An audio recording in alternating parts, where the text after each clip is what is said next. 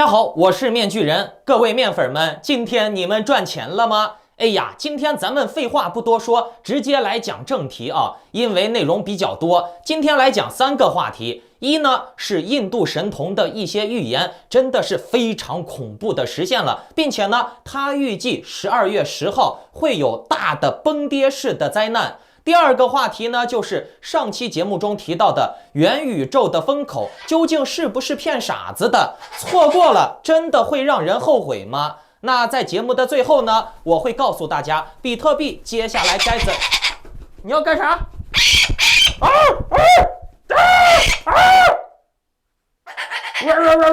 不要抢我话，我在拍节目呢。我刚才说到哪儿了？哦，对。那个，我上期节目当中提到过的元宇宙的风口究竟是不是骗傻子的啊？错过了真的会让人后悔吗？那在节目的最后呀，我会告诉大家比特币接下来究竟该怎么操作，以及企鹅币企鹅币老生常谈了，这个企鹅币不买会不会让你后悔呢？那好，节目开始之前呢，请打开屏幕下方的点赞、订阅、小铃铛，顺便呢把这个节目转发到3个平台以上，截图发送到我的邮箱，就可以参与抽取本月的大奖 XZ 机械类的蛋以及500 USDT 直接转账的大奖哦。还有8天时间就开奖了，抓紧时间转发吧。哎呀，我这只鹦鹉呀，你不给它吃东西，它就不停地给你捣乱，让你连录节目都没办法好好录。好，咱们说正题啊。首先来讲一下印度神童的预言啊。不得不说，这个印度神童阿南德确实是多次预言中了很多国家的走向，以及疫情发展呀，还有经济变化等议题。从2019年到2021年为期的2年时间内啊，印度神童阿南德说中的预言都有：第一，新冠疫情肆虐。阿南德曾经在2019年预言了2020年将会有肆虐全球的疾病发生。后来呢，大家都知道了，新冠肺炎果然是肆虐全球。第二呢，就是印度神童在2021年4月曾经提及到了2021年9月到11月之间会有灾祸。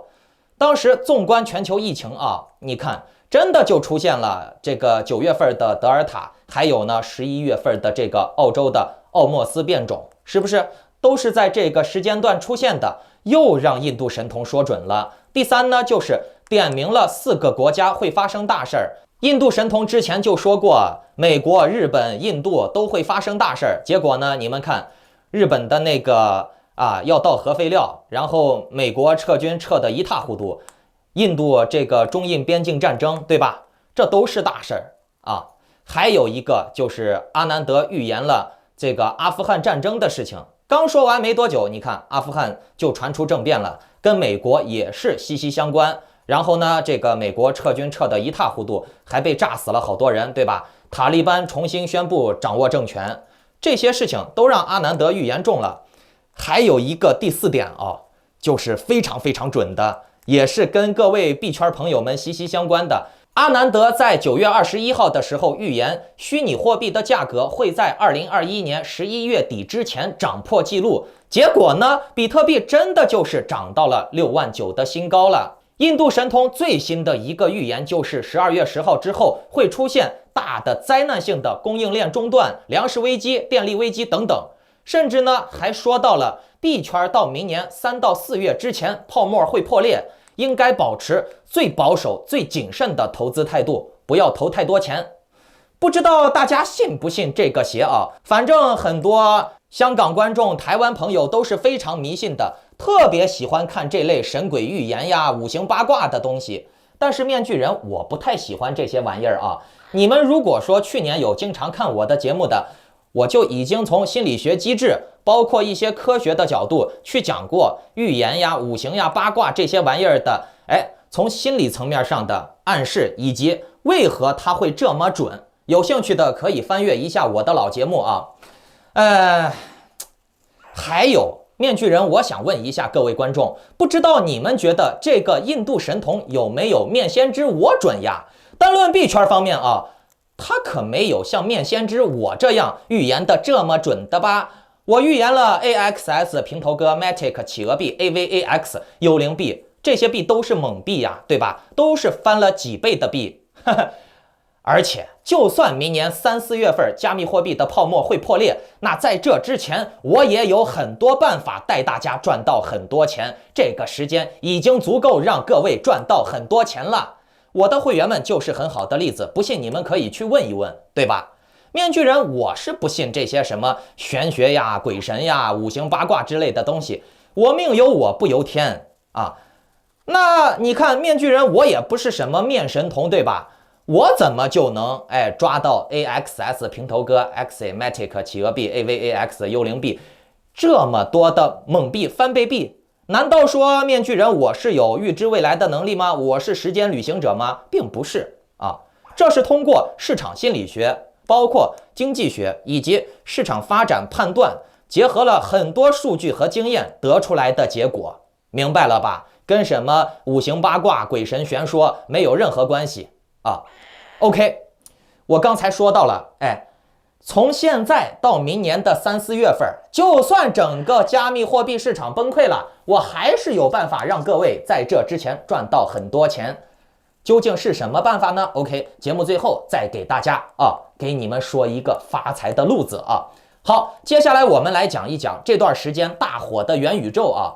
很多人都在网上跟风元宇宙、元宇宙的喊来喊去的。那这也符合咱们中国人的迷信、爱跟风的特性啊，什么都不懂，然后呢，听到别人喊口号了以后，自己也跟着喊啊。实际上呢，他也不明白他喊的是个啥玩意儿，就像鲁迅写的那个文章一样，村头的一只狗叫了，其他的狗也跟着叫了起来。然而呢，这些狗并不知道那只狗是为什么会叫。我告诉你们，实际上呢，欧美那边对元宇宙的概念还是比较冷感的，就像中国人炒的热热闹闹的火火闹闹的那个网购一样。实际上呢，欧美人对网购的依赖程度还并不是很高，只有咱们这个中国人、亚洲人对网购的依赖程度非常高。好，既然你们都喜欢元宇宙，元宇宙的喊来喊去，来，面具人，我问一下你们。什么是元宇宙？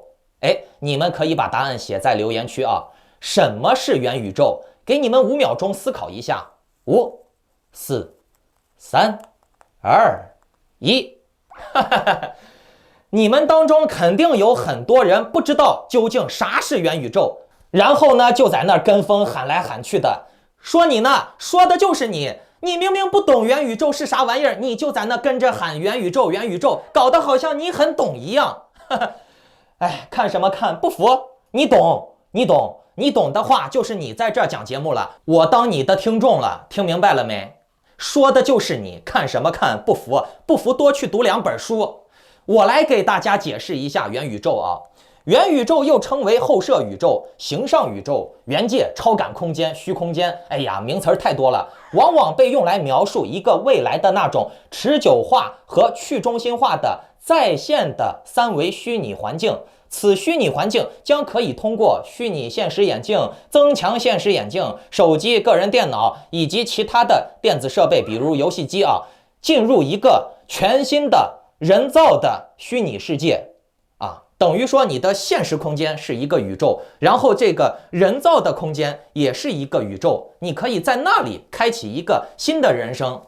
给大家说一下关键字那就是这个元宇宙的概念里面提到了人造、去中心化、3维虚拟环境。大家可以脑洞一下在元宇宙里面，你可以进行娱乐呀、逛街呀，甚至 VR 社交认识新的朋友等等，每个人都可以在虚拟空间得到一个新的身份，得到一个新的人生，几乎是独立于现实之外的，只是几乎是独立于现实之外的。然而呢，它永远不可能独立于现实之外。而且这个关键字里面还有一个说到了去中心化，总体来说呢，这个概念有点类似于头号玩家然而呢，你们觉得这可能吗？在一个虚拟空间当中开启新的人生干什么事情，购物、逛街、交朋友都可以在这个新的虚拟空间当中完成，这可能吗？面具人，我觉得可能，但是呢，很难替代你的人生，它只能占一个人生娱乐当中休闲打发时间当中的一个很小的部分。首先呢，你要强调元宇宙是去中心化的。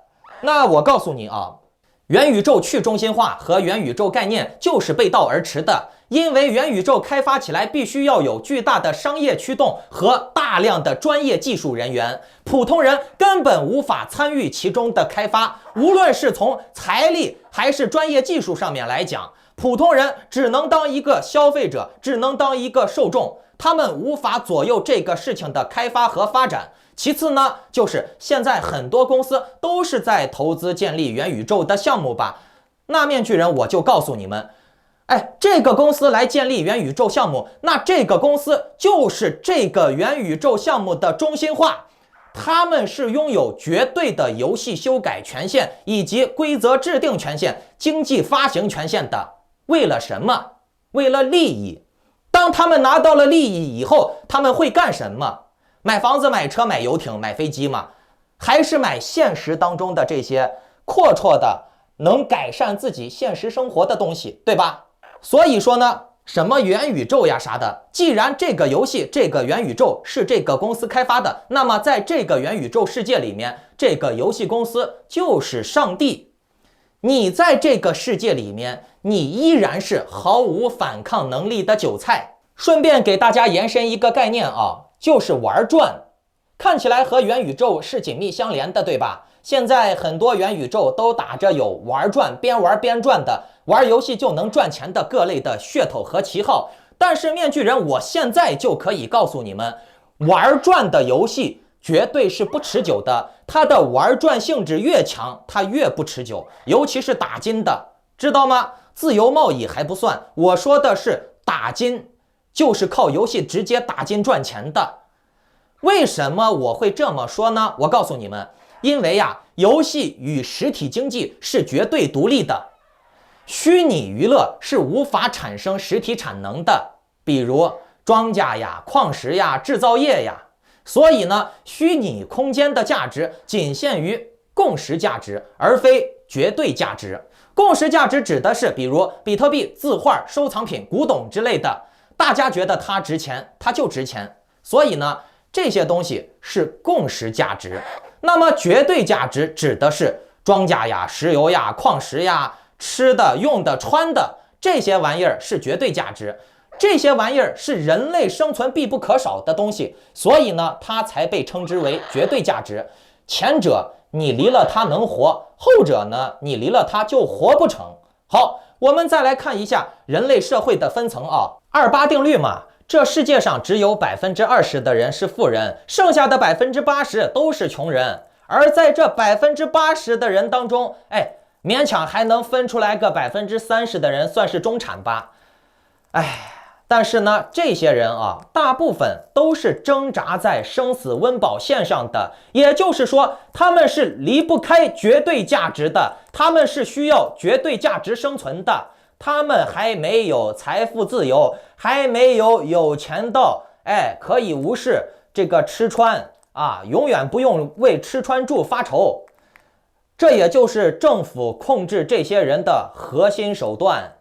贫民、辱民、疲民，毕竟呀，人要吃饭嘛。咱们想得乐观一点啊，从这个底层的穷人再往上看一点，再往上一点的就是中产嘛。这些中产的人，他们不是特别依赖绝对价值，他们稍微有点钱。那这些人呢，稍微有点钱了以后，吃穿不用很愁了以后，那么他们对统治者来说就不太容易控制了，因为快饿死的人是最听话的，这些人不会挨饿，那该怎么办呢？怎么控制他们呢？欲望，听懂了没？正所谓饱暖思淫欲啊，欲望，怎么样才能激发他们的欲望呢？从心理学上来说，最令人有满足感的一种条件反射之一就是我有你没有，我的独特性啊，我比你好，或者说我有的东西比你强，那么我就能得到巨大的心理满足。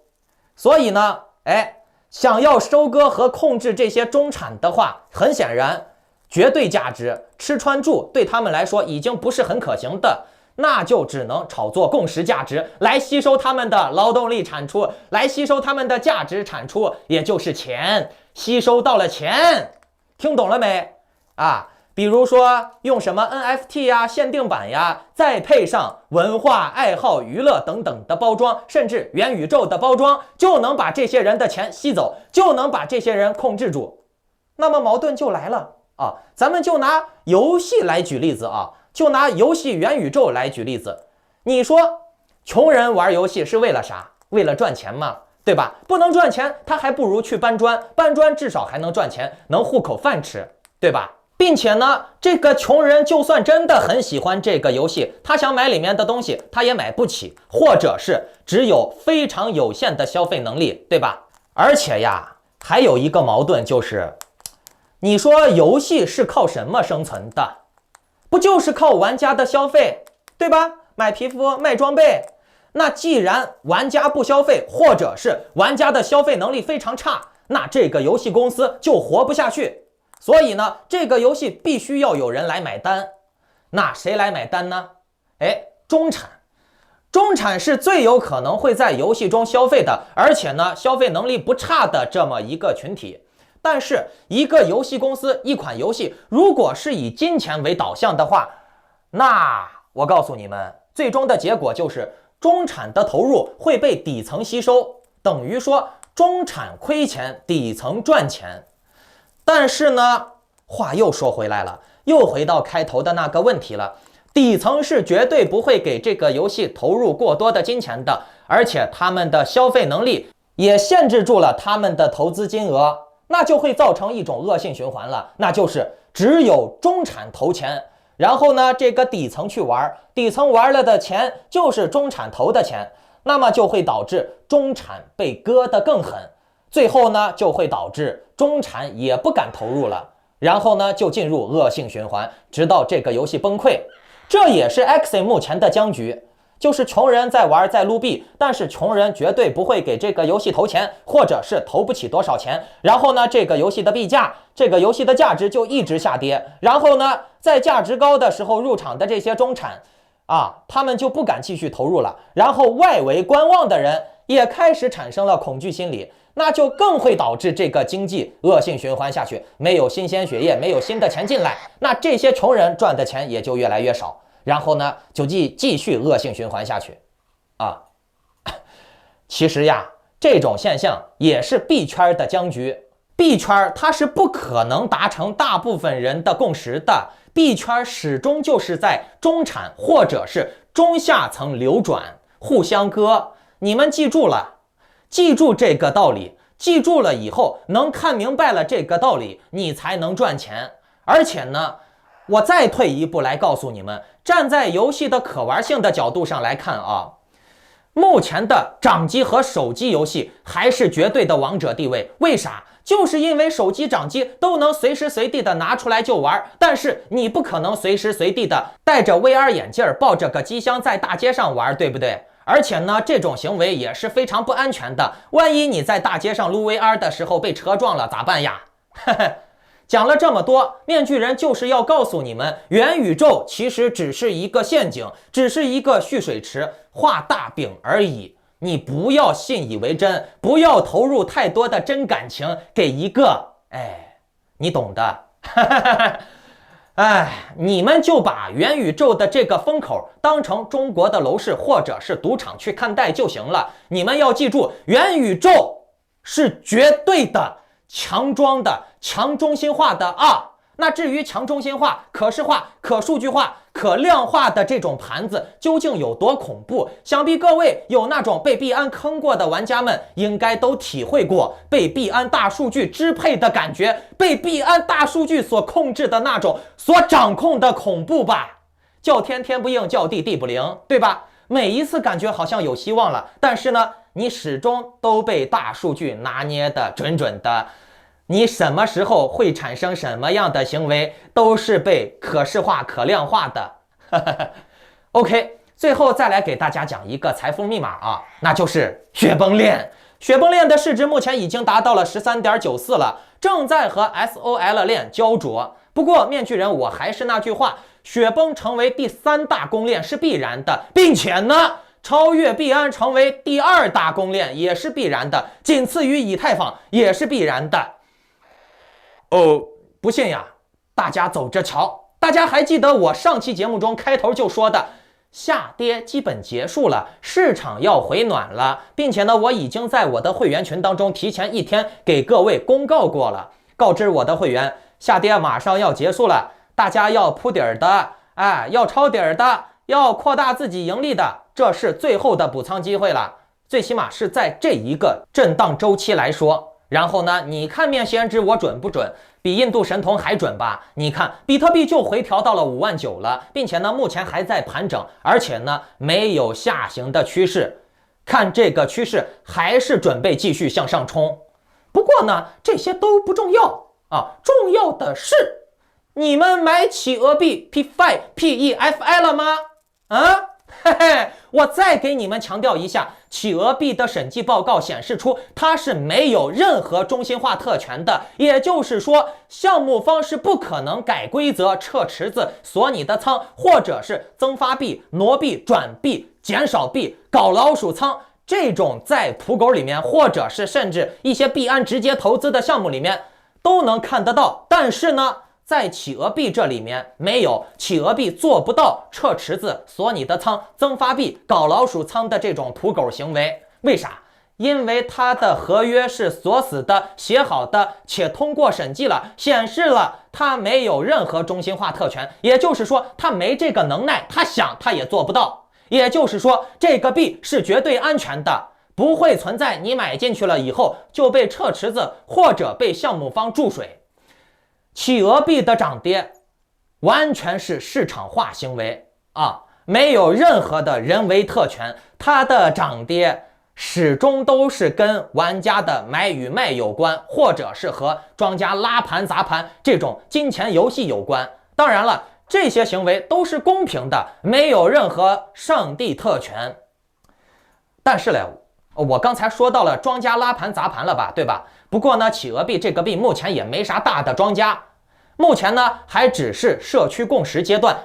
但是大家请记住，如果说雪崩链要爆发，雪崩链上的这个企鹅币被清点为明星项目了以后，哎呀，那它的利润你可以想象一下，你就把它当狗币去看吧。而且呢，企鹅币的合约要比狗币强很多了。还有呀，大家请注意，这个币目前还没有上任何大的交易所，比如 Coinbase、币安、火币、抹茶都没有上。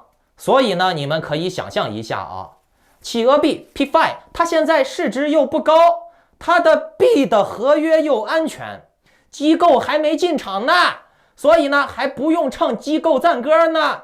而且呀，这个月还有 IDO， 还有企鹅游戏上线，那么在此之前你还不买，更待何时呢？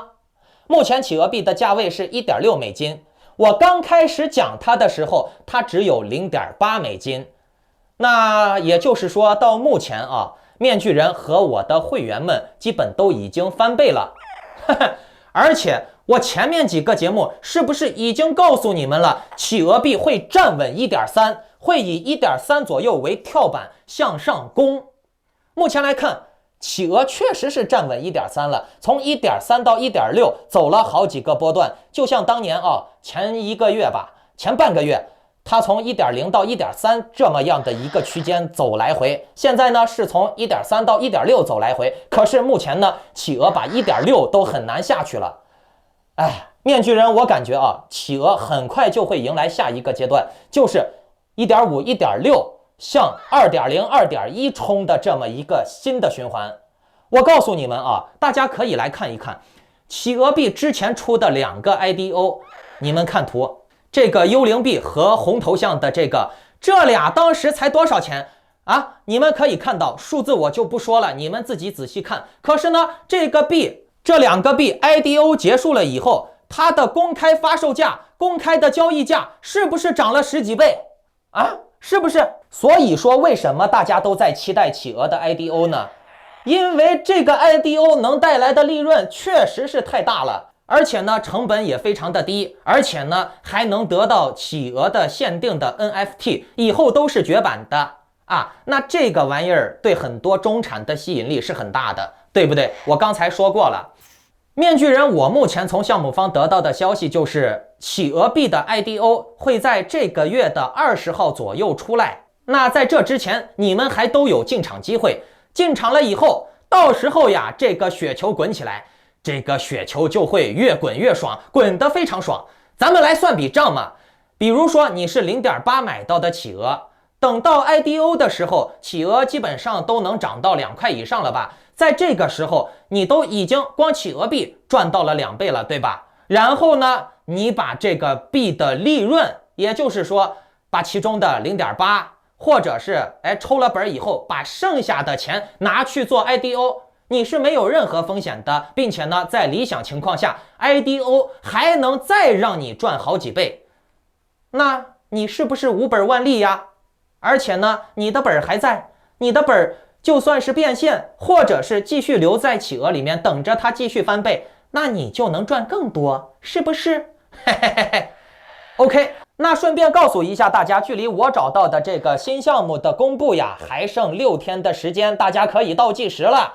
这个项目呀，几乎是让你投不了多少钱，但是呢，利润空间非常大，而且呢，对你们每个人都是有帮助的。我举个例子啊。你只需要投100U，多了也不要，但是呢，能让你每个月赚上个500-600，赚上个零花钱，甚至呢，让你投100赚1万，这都是没有什么大问题的。你们想不想知道这究竟是什么？